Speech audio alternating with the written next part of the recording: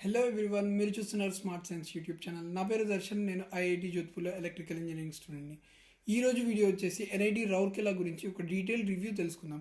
So ఈ ఒక్క video చూస్తే చాలా మీకు కావాల్సిన కంప్లీట్ ఇన్ఫర్మేషన్ దొరుకుతుంది. సో వీడియో స్కిప్ చేయకుండా చూడడానికి ట్రై చేయండి. సో లేట్ చేయకుండా వీడియోలోకి వెళ్ళిపోదాం. So coming back to the video, NIT Rourkela. ముందుగా ర్యాంకింగ్స్ చూసుకుంటే ఎన్ఐఆర్ఎఫ్ ర్యాంకింగ్ ఇంజనీరింగ్లో 19th పొజిషన్లో ఉంది, ఆర్కిటెక్చర్లో 9th పొజిషన్, రీసెర్చ్లో 30th పొజిషన్, ఓవరాల్గా 34th పొజిషన్లో ఉంది. డిపార్ట్మెంట్స్ చూసుకుంటే 20 డిఫరెంట్ డిపార్ట్మెంట్స్ ఉన్నాయి. స్టూడెంట్స్ ఏమో 7,700 ప్లస్ స్టూడెంట్స్ ఉన్నారు. ఫ్యాకల్టీ 420 ప్లస్ ఫ్యాకల్టీ ఉంది. స్టాఫ్ వచ్చేసి 340 ప్లస్ స్టాఫ్ ఉంది. నెక్స్ట్ అకాడమిక్ ప్రోగ్రామ్స్ చూద్దాం. ఈ పర్టికులర్ స్క్రీన్ షాట్ అని మీకు సరిగ్గా అర్థం అవ్వకపోతుండొచ్చు. దీన్ని కొంచెం బ్రేక్ డౌన్ చేసి డీటెయిల్గా ఎక్స్ప్లెయిన్ చేస్తాను. ఏంటంటే సిఎస్సి డిపార్ట్మెంట్ అని ఉంది కదా, కంప్యూటర్ సైన్స్ అండ్ ఇంజనీరింగ్. ఇప్పుడు కంప్యూటర్ సైన్స్ ఇంజనీరింగ్ అనేది మెయిన్ డిపార్ట్మెంట్. దాని అండర్లో కొన్ని స్పెషలైజేషన్స్ ఉంటాయి. ఆ కొన్ని స్పెషలైజేషన్స్ ఏంటో చూద్దాం. దీంట్లో అయితే ఒకటే స్పెషలైజేషన్ ఉంది, అదేంటంటే ఆర్టిఫిషియల్ ఇంటెలిజెన్స్. ఫర్ ఎగ్జాంపుల్ ఈ కాలేజ్ కాకుండా మిగతా కాలేజ్లో చెక్ చేసుకుంటే సిఎస్సి కిందనే ఇంకా చాలా డిఫరెంట్ స్పెషలైజేషన్స్ ఉంటాయి. లైక్ సైబర్ సెక్యూరిటీ కానీ, లేదా డేటా సైన్స్ డేటా అంతే డేటా సైన్స్ కానీ, ఇంకా ఇంకా చాలా చాలా డిఫరెంట్ కైండ్స్ ఆఫ్ స్పెషలైజేషన్స్ ఉంటాయి. ఈ కాలేజ్లో మాత్రం ఓన్లీ సిఎస్సి అండర్లో ఆర్టిఫిషియల్ ఇంటెలిజెన్స్ మాత్రమే ఆఫర్ చేస్తున్నారు. So next biotechnology and medical engineering చూసుకుంటే ఇది మెయిన్ డిపార్ట్మెంట్. ఈ మెయిన్ డిపార్ట్మెంట్లో 2 డిఫరెంట్ బ్రాంచెస్ ఉన్నాయి దీని అండర్లో. అదేంటంటే బయోమెడికల్ ఇంజనీరింగ్, ఇంకా బయోటెక్నాలజీ. నెక్స్ట్ సివిల్‌లో ఏం స్పెషలైజేషన్ లేదు. నార్మల్ సివిల్ ఇంజినీరింగే ఉంది. సేమ్ కెమికల్ కూడా కెమికలే. సెరామికే. నెక్స్ట్ ఇందాక స్పెషలైజేషన్ సిఎస్సిలో ఒకటొచ్చేసింది. ఇప్పుడు నార్మల్ సిఎస్సి వచ్చేసింది. నెక్స్ట్ ఈసీఈ కూడా ఇప్పుడు normal ECE. Normal electrical engineering. మళ్ళీ ఈసీఈలో ఇంకో స్పెషలైజేషన్ చూపిస్తున్నారు. అదేంటంటే electronics and instrumentation engineering, EIE అని అంటారు. దీనికి మెయిన్ డిపార్ట్మెంట్ ఏంటంటే ఈసీఈ. ఈసీఈ అండర్‌లో ఈ EIE, electronics and instrumentation engineering branch అనేది రన్ అవుతుంటుంది దీని అండర్‌లో. Next normal food process engineering దీనికి స్పెషలైజేషన్ ఏం లేదు. Industrial design, mechanical, metallurgical and materials ఇంజనీరింగ్‌కి normal metallurgical and materials. Next mining. ఇవి ఈ కాలేజ్‌లో ఆఫర్ చేస్తున్న different kinds of academic programs. So next JoSAA cut off చూద్దాం. జోసా కట్ ఆఫ్ వచ్చేసి ఇది సిఎస్సి కట్ ఆఫ్. ఇక్కడ మీరు చూడొచ్చు NIT Rourkela computer science and engineering. ఇక్కడ ఓఎస్ అని ఉంది కదా, ఓఎస్ అంటే ఏంటి లేదండి, అదర్ స్టేట్ అని మీనింగ్. ఇక్కడ మనకి ఎన్ఐటీస్లో ఏంటంటే హోమ్ స్టేట్, అదర్ స్టేట్ అని 2 డిఫరెంట్ కేటగిరీస్ ఉంటాయి. హోమ్ స్టేట్‌కి 50% సీట్స్ రిజర్వ్ చేస్తారు. అదర్ స్టేట్‌కి 50% సీట్స్ రిజర్వ్ చేస్తారు. ఈ రెండిటికి ఏంటంటే ఈ రెండు అసలు మనము హోమ్ స్టేట్ కేటగిరీ కిందకి వస్తామా, అదర్ స్టేట్ కేటగిరీ కిందకి వస్తామా అనేది ఎలా తెలుసుకోవాలి.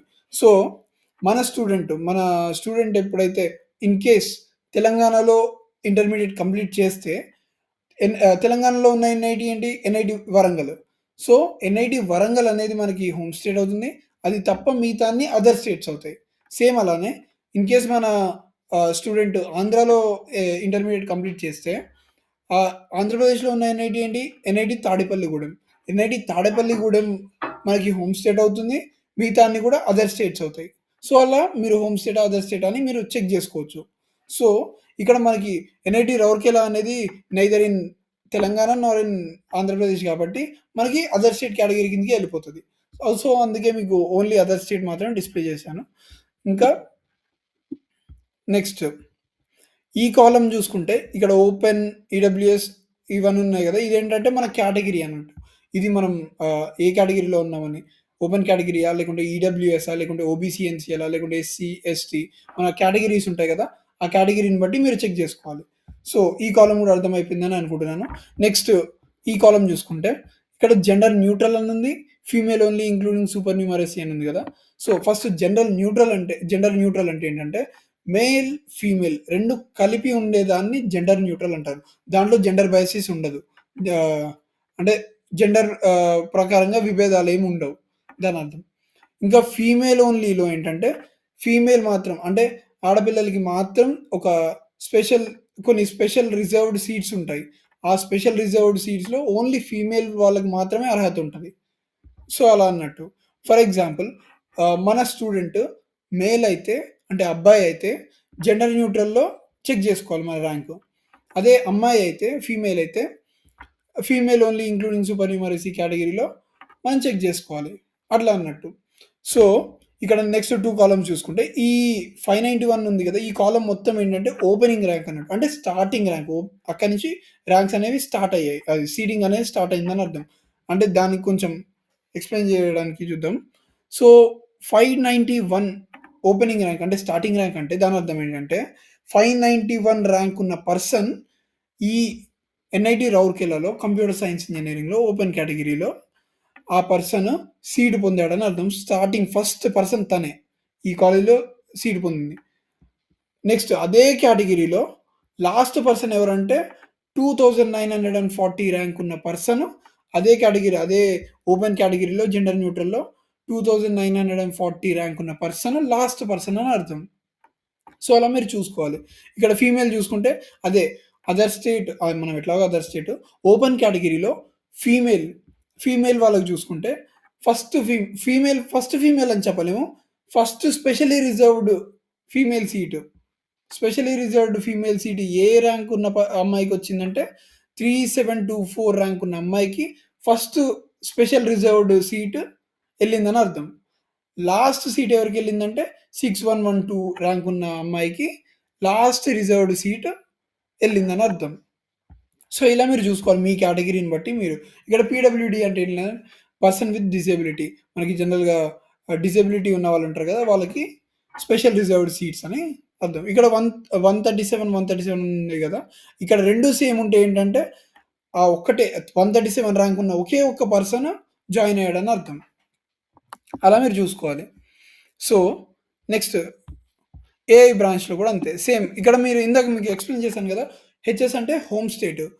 ఇక్కడ హెచ్ఎస్ అని ఉంది కదా! హెచ్ఎస్ అంటే హోమ్ స్టేట్. ఓఎస్ అంటే అదర్ స్టేట్. మనం హోమ్ స్టేట్ కేటగిరీ కిందకి రాము కాబట్టి దీన్ని ఇగ్నోర్ చేసేయండి. అదర్ స్టేట్ మాత్రం చెక్ చేసుకోండి.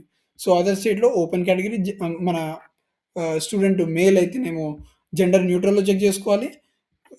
ఫీమేల్ అయితేనేమో ఫీమేల్ ఓన్లీలో చెక్ చేసుకోవాలి. ఇది మెథడ్. సో, ఇలానే మీరు మిగతా బ్రాంచెస్‌కి కూడా చెక్ చేసుకోండి. ఇక్కడ ప్రతీదీ అంటే మీకు అర్థమైందని అనుకుంటున్నాను. సో, దీన్ని బట్టి మీరు మిగతా బ్రాంచెస్ కూడా డిస్‌ప్లే చేస్తాను. దాన్ని కావాలంటే పాజ్ చేసుకొని చూసుకోండి. ఇది ఈసీఈ కట్ ఆఫ్.